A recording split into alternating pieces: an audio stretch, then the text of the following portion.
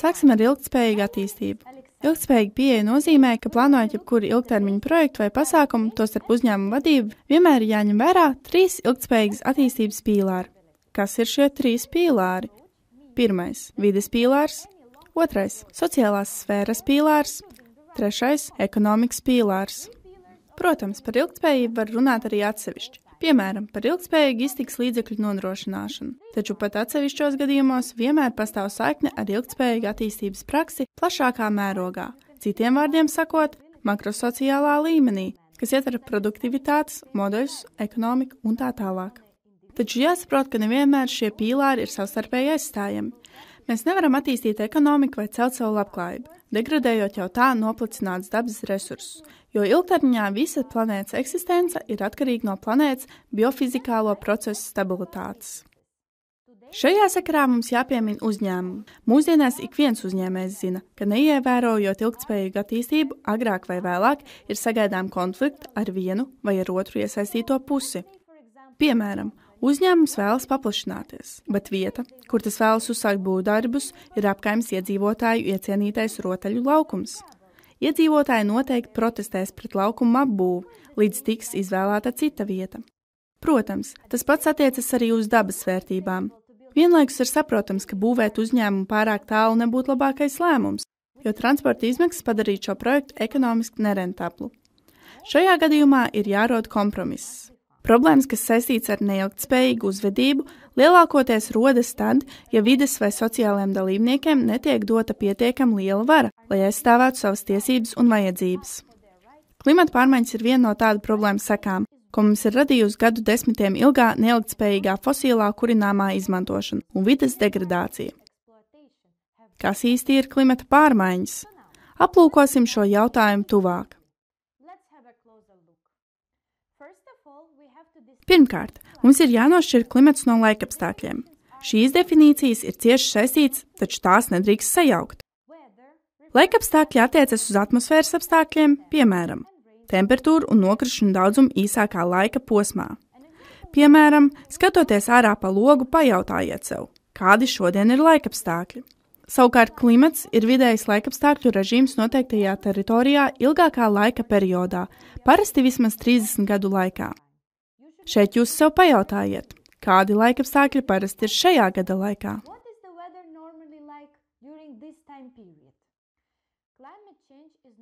Klimata pārmaiņas mūsu planētai nav jauna parādība, tās ir notikušas kopš laikiem.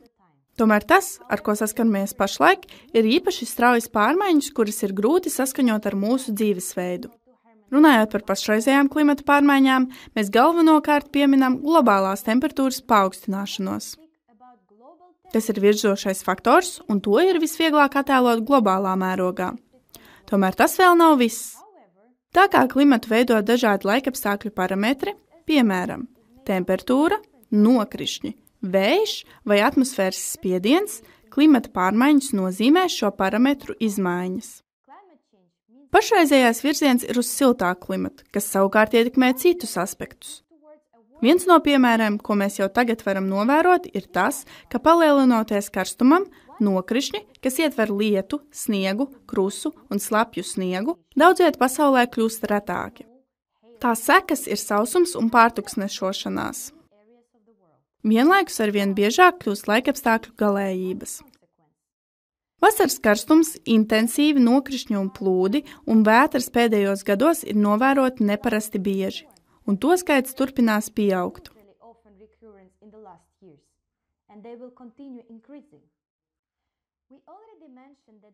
Mēs jau minējām jautājumu par ekstremāliem laikapstākļiem, tostarp karstumu viļņiem, sausumu, plūdiem un vētrām. Taču jāņem vērā arī daudzas cita klimata pārmaiņu sekas. Jūras līmeņa paaugstināšanās var izraisīt piekrastes aplūšanu un pat padarīt šīs teritorijas neapdzīvojamas. Sausums aizvien vairāk apgrūtina lauksaimniecisko darbību skartajos reģionos un var izraisīt badu. Mainoties klimatam, arī augiem un dzīvniekiem nākas pielāgoties pārmaiņām. Bioloģiskās daudzveidības zudums ir viena no dzīvotņu samazināšanas sekām. Tas var arī veicināt augu un dzīvnieku migrāciju uz pievilcīgākām teritorijām. Jaunajā reģionā šīs nesen ieceļojušās sugas tiek dēvēts par invazīvām, un var apdraudēt vietējās sugas, konkurējot par resursiem un atkal izraisot bioloģiskās daudzveidības zudumu. Tas var radīt arī jaunus izaicinājumus lauksaimniecībai kaitēkļu veidā. Vēl viens būtisks faktors ir klimata pārmaiņu radītais kaitējums cilvēku veselībai. Mēs jau runājam par bada iespējamību, ko var izraisīt ražas trūkums, taču ūdens trūkums ietekmē arī dzeramā ūdens kvalitāti un higēnu. Vasaras karstuma viļņi īpaši ietekmē gados vecākus cilvēkus un mazus bērnus. Klimata pārmaiņu ietekme ir savstarpēji saistīta un sarežģīta. Lai gan pasaules dienvidu valstis ir skartas smagāk, arī pasaules ziemeļi nav no tā pasargāti. Vētras un ugunsgrēki jau ir nodarījuši nopietnus postījumus infrastruktūrai daudzās valstīs un prasījuši daudz dzīvību. Ekonomiskās izmaksas šo seku novēršanai ir lielas, un politiskā nestabilitāte var būt vēl viens paredzams rezultāts. Tikmēr daudzās mazāk attīstīto un jaunatīstības valstu teritorijās ūdens trūkums rada nopietnas problēmas, skarot cilvēku veselību un iztikas līdzekļu pieejamību. Turklāt ekstremāli laikapstākļi vairāk kaitē mazaizsargātajiem iedzīvotājiem, jo bieži vien viņiem trūks nepieciešamo resursu, lai pielāgotos un mazinātu negatīvās sekas. Kā mēs varēsim pabarot nepārtraukt augošos pasaules iedzīvotāju skaitu, ja klimata pārmaiņu dēļ ūdens un augsne būs degradēti? Šķiet sarežģīti. Jā, bet nākamajās nodarbībās mēs padziļināti aplūkosim šos un citus jautājumus. Klimata pārmaiņas ir viens no daudziem tā dēvētās antropocēnās ēras aspektiem. Šis termins cēlies no seņgrieķu valodas un burtiski nozīmē cilvēces laikmets. Nosaukums ir atbilstošs, jo tas tiek definēts kā cilvēka ietekmes uz planētu laikmets.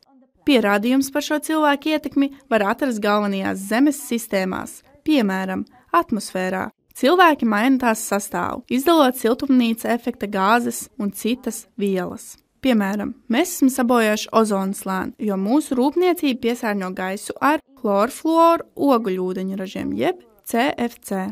Arī ģeoloģiskā līmenī cilvēki, veicot tādas darbības, kas saistās ar, piemēram, plaša mēroga iegūs rūpniecību vai izmantojot hidrauliskās laušanas metodes, iejaucas zemes garozā. Līdzekus tam zemes hidrosfēra ir viena no visvairāk skartajām sistēmām. Cilvēks ir nodarījusi un turpina nodarīt milzīgu kaitējumu, piesārņot saldūdeņus un okeāns, pārzvejojot, radot skābos lietus, apbūvējot teritorijas un tam līdzīgi. To visu mēs padziļināti aplūkosim kādā no nākamajām nodarbībām.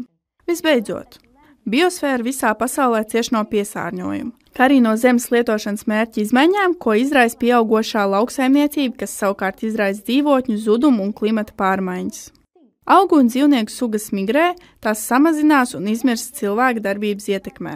Tas, vai antropocēnā ēra sākās pirms 8000 gadiem vai industriālās revolūcijas laikā, ir diskutējams jautājums. Tas, par ko netiek runāts, ir šīs ēras realitāte. Kā jūs jau redzējāt iepriekšējos 2 slaidos, cilvēka ietekme, vides kvalitātes degradācija un klimata pārmaiņas ir cieši saistītas. Bet kādi ir pierādījumi tam, ka klimats patiešām mainās? Vai tad tas nav normāli, ka temperatūra laiku pa laikam paaugstinās un pazeminās? Jā, tas tā ir, bet ne tik lielā mērā. Šajā NASA Godāra kosmosa pētījuma institūta izstrādātajā diagrammā redzams temperatūras pieaugums pēdējo 140 gadu laikā, kas pašlaik sasniedz 1 grādu pēc Celsija. Tā ir globāla aplēse, kas balstīta uz zemes un okeāna mērījumiem. Tātad jautājums, kas ir +1 grāds plašākā kontekstā? Šī otrā diagramma var šķist biedējuša, taču tā nemaz nav tik slikta, ja to aplūko tuvāk.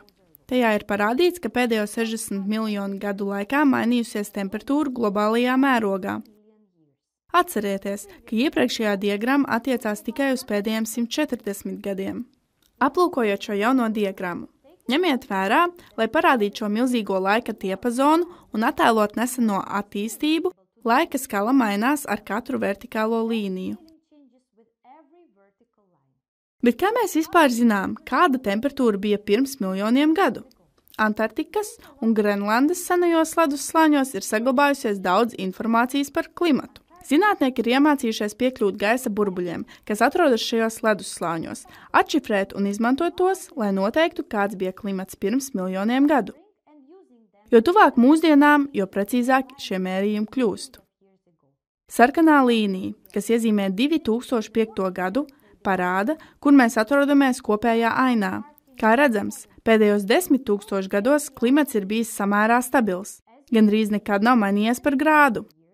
Saskaņā ar Starpvaldību klimata pārmaiņu ekspertu paneļa 2021. gada ziņojumu pēc 1850. līdz 1900. gada klimata perioda globālā temperatūra pēdējā gadsimta laikā ir paaugstinājusies par aptuveni 1 grādu pēc Celsija. Tas saskan ar mūsu diagrammu no iepriekšējā slaida. Tomēr lielākā problēma nav tā, ka globālā temperatūra ir paaugstinājusies par 1 grādu, bet gan tas, cik ātri tas ir noticis un kas var notikt tuvākajā nākotnē. Diagrammas labajā pusē ir attēlot dažādi scenāriji, kā varētu mainīties globālā temperatūra. Šie scenāriji aprēķināti izmantojot klimata modeļus. Kā redzat, iespēja klases ir liels, taču pat 2 grādi pēc Celsija scenārija gadījumā, uz ko mēs tiecamies, tas joprojām būtu augstākais temperatūras pieaugums, kāds pasaulē ir pieredzēts vairāk nekā 100 000 gadu laikā. Tātad, citiem vārdiem sakot, viena lieta ir sugu, tostarp cilvēks pielāgošanās tūkstošiem līdz miljoniem gadu ilgām progresējušām klimata pārmaiņām, bet pavisam cita pielāgošanās šīm pārmaiņām dažu desmitgažu laikā. And a totally different one is to adapt to these changes in a few decades. Now, having established Tagad, kad esam noskaidrojuši, kas ir klimata pārmaiņas un kāpēc tās ir tik liela problēma, aplūkosim to cēloņus. Globālo sasilšanu būtībā nosaka viens centrālais mehānisms. To sauc par siltumnīca efektu, un patiesībā tas ir diezgan dabisks process. Attēlā kreisajā pusē redzams, kā tam vajadzētu notikt. Un tas pat ir nepieciešams cilvēka izdzīvošanai. Bez siltumnīca efekta mūsu zem būtu sasilis ledus un sniega bumba ar vidējo temperatūru -18 grādi pēc Celsija. Mūsu atmosfērā ir tās saucamās siltumnīca efekta gāzes. Zeme absorbē saules gaismu un izsaro tās enerģijas siltuma veidā. Siltumnīca efekta gāzes lielai daļai šīs enerģijas neļauj atstaroties atpakaļ kosmosā un tādējādi sasilda atmosfēru.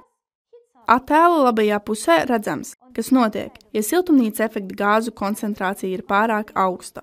Siltums neatstarojas kosmosā, un atmosfēra turpina sasilt vairāk nekā nepieciešams, lai saglabātu līdzsvaru.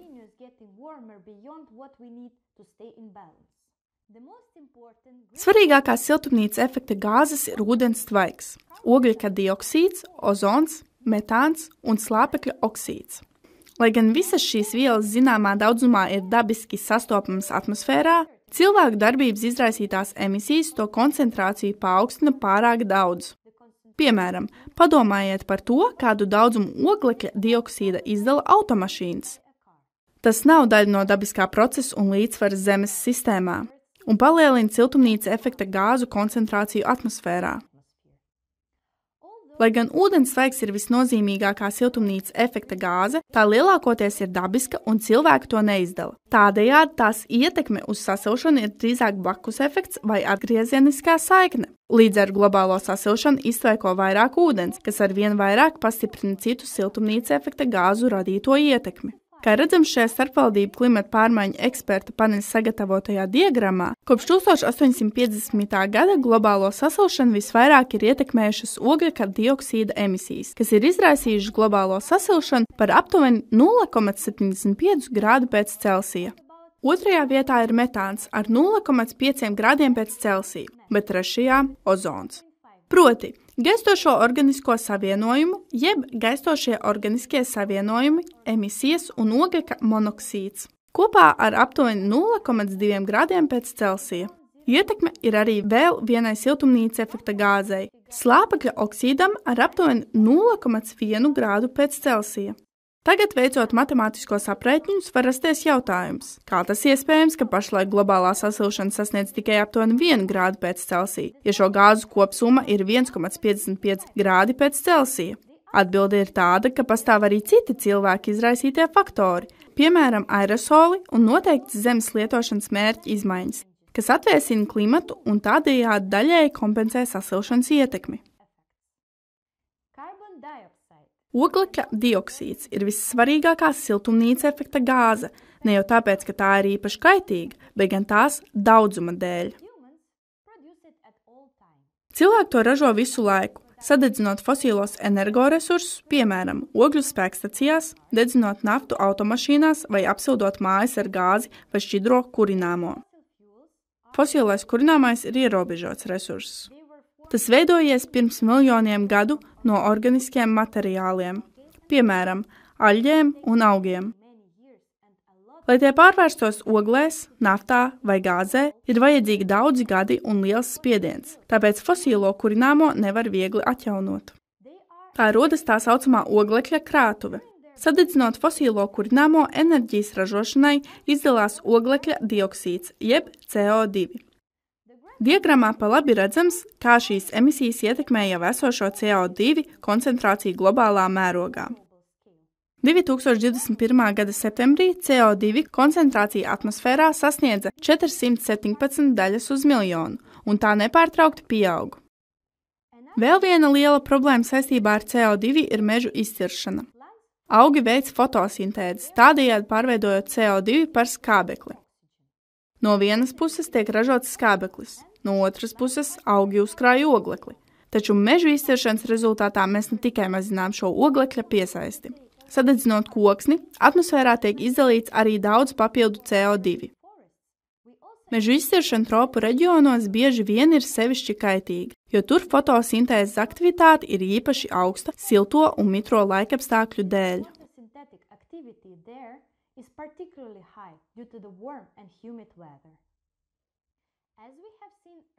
Kā jau iepriekš minēts, metāns, jeb CH4, ir otra mūsu klimatam viskaitīgākā siltumnīca efekta gāze.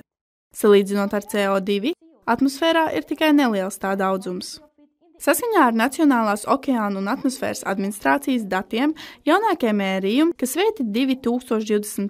gada jūnijā, parāda, ka vidējā metāna koncentrācija pasaulē ir 1889 daļas uz miljardu. Kas ir šī dīvainā mērvienība? Daļa uz miljardu. Par ko mēs runājām? Tā vienkārši nozīmē to, ka ja mēs gaisā skaitītu 1 miljardu molekulu, statistiski 1889 būtu metāna molekulas. Ja salīdzina ar CO2, tas ir ļoti niecīgs rādītājs. CO2 parasti mēra daļās uz miljonu. Atcerieties pēdējo slaidu. Mēs minējām, ka pašreizējās CO2 koncentrācijas līmenis ir 417 daļas uz miljonu. Ja mēs izmantot mērvienību daļas uz miljardu, tad CO2 koncentrācija būtu 417 tūkstoši CO2 molekulu. Citiem vārdiem sakot, CO2 koncentrācija atmosfērā ir aptuveni 220 reižu lielāka nekā metāna koncentrācija. Tad kāpēc mēs vispār runājam par metānu, ja ir tāda atšķirība salīdzinājumā ar CO2?